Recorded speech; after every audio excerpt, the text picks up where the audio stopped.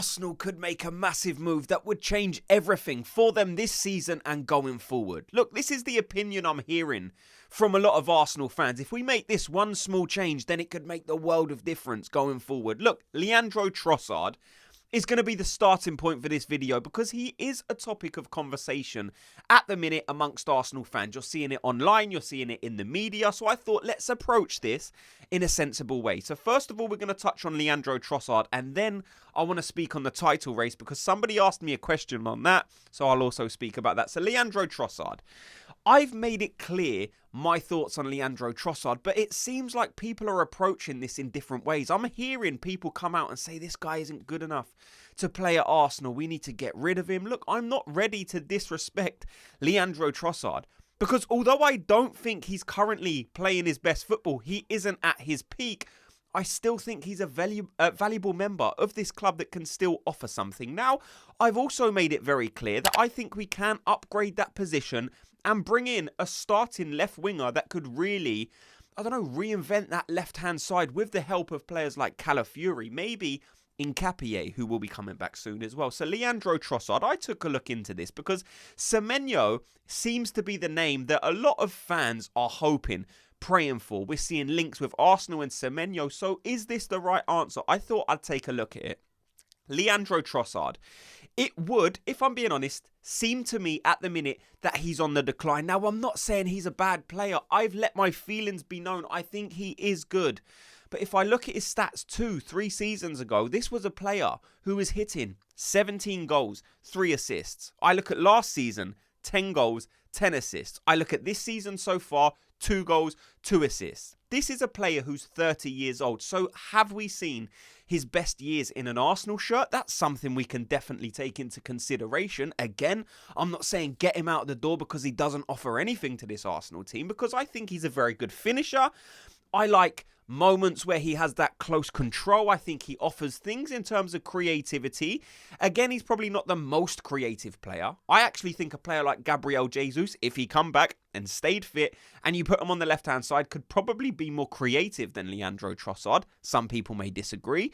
But I think if you're going to replace Leandro Trossard, it needs to be with a guy that's at that top level. Someone that would make that attack very feared. You want someone who's going to be pushing 20 goals as a left winger to match Bukayo Saka's 20 goals and hopefully Victor Gyökeres's 25, 30 goals. If you have an attack like that, then you would have one of the best attacks in the world. Now, it's very important to remember that we still have Gabriel Martinelli, who is capable of pushing those type of numbers, getting in towards that 20 figure, because we've seen it a few seasons ago. And the benefit of Gabriel Martinelli is he isn't as old as Leandro Trossard. So you would imagine he has quite a few seasons left at that high level, at his peak.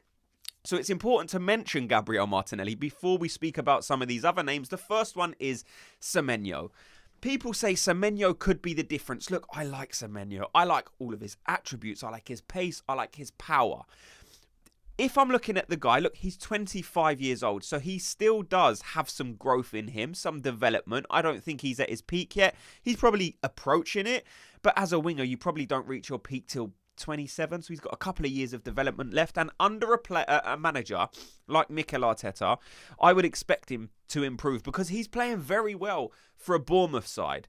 But this season is not an anomaly, but it seems like a particularly good season for Semeno. Now, look, I'm very understanding that players have to have a breakout season, and if this is Semeno's breakout season, then okay, that's what it is. But has his previous seasons looked quite as impressive as this season? Look, so far, he's on 6 goals and 3 assists. He is playing amongst the best players in the Premier League. You look at his numbers, you look at the way he carries himself, the way he plays, and you would say he's a good player. He will go on to a big club. Most of us expect that, right? But is Arsenal the right club for him? You look at last season, it was 13 goals, 7 assists. So again, not crazy numbers.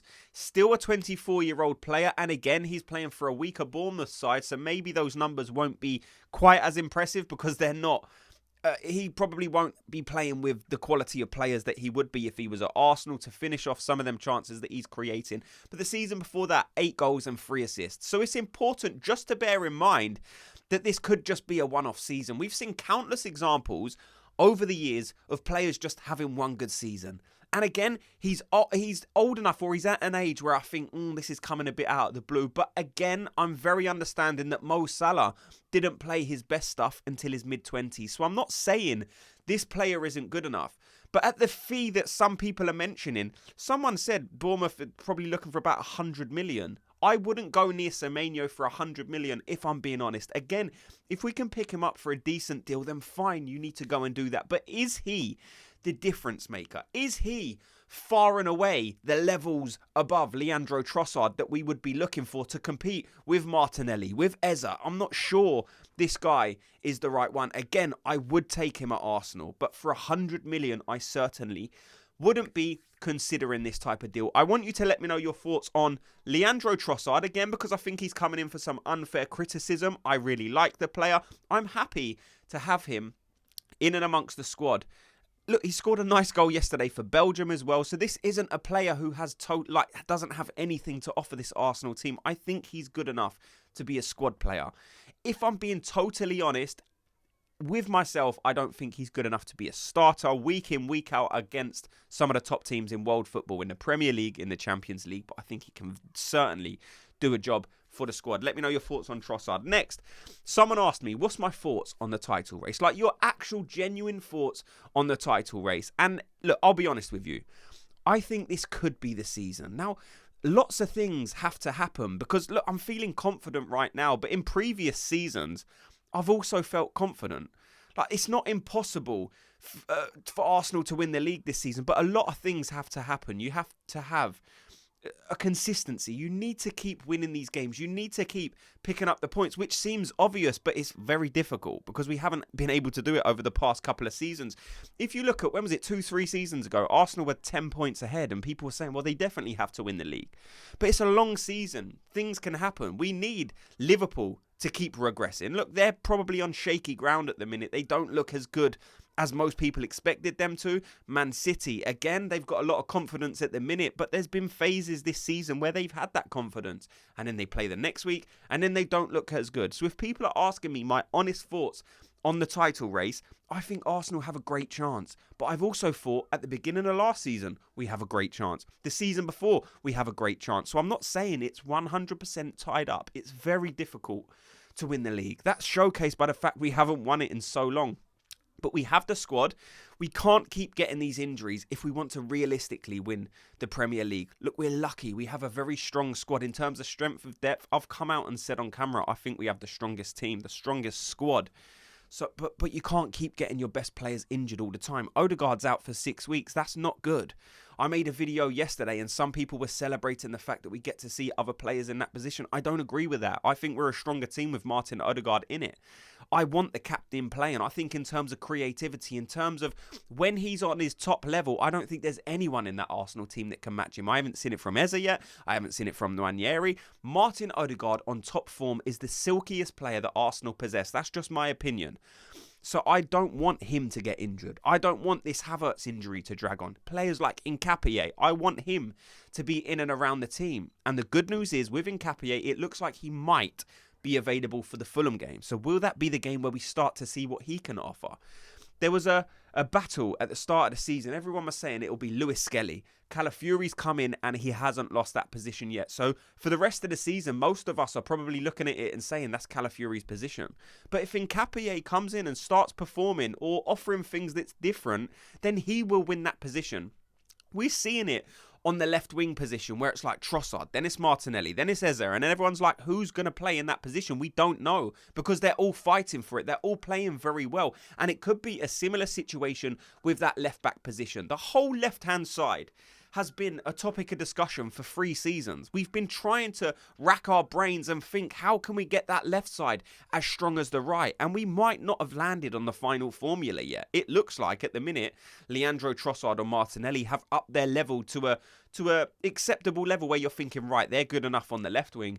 Calafiori's playing unbelievable at left back, and we're seeing more creativity down that left side. So maybe that's it. But maybe Nketiah comes back, and the way that he flies down that left wing, again, maybe Trossard will benefit from that because he's slightly more technical than Martinelli? And if you got Nketiah flying down the left-hand side, do you need Martinelli flying down the left-hand side as well? Look, my thoughts at the minute, the starting left winger should be Gabriel Martinelli. That's just my opinion. I want to see Eze in the middle, especially with the injury of Martin Odegaard. I want to see what Eze can offer in that central area. But it wouldn't surprise me if Nketiah comes in and upsets Calafiori, just like Calafiori upset Miles Lewis-Skelly. A lot of people this season can probably have the feeling of, you know what, Miles Lewis-Skelly should feel a bit hard done by because he lost that position when he was flawless last season. But that's how you want the competition to be. Calafiori's coming because we saw pre-season Lewis-Skelly was maybe struggling slightly, wasn't at the top level that we saw from him last season. Calafiori come in, has looked flawless, so he hasn't lost that position. Maybe if his level drops slightly, Lewis-Skelly will get another chance and Nketiah will get another chance. Just keep the competition coming because we've seen it with teams like Real Madrid, with Man City. When you have that competition for places, it raises the level of everyone, and that's what Arsenal need if we want to go on to win the title. So those are my thoughts. Let me know yours in the comment section. Thanks so much to everyone for watching and listening. Before you go, if you could do me a quick favor, just hit like and subscribe, and I'll speak to you all in tomorrow's video. Gooners, have a good day.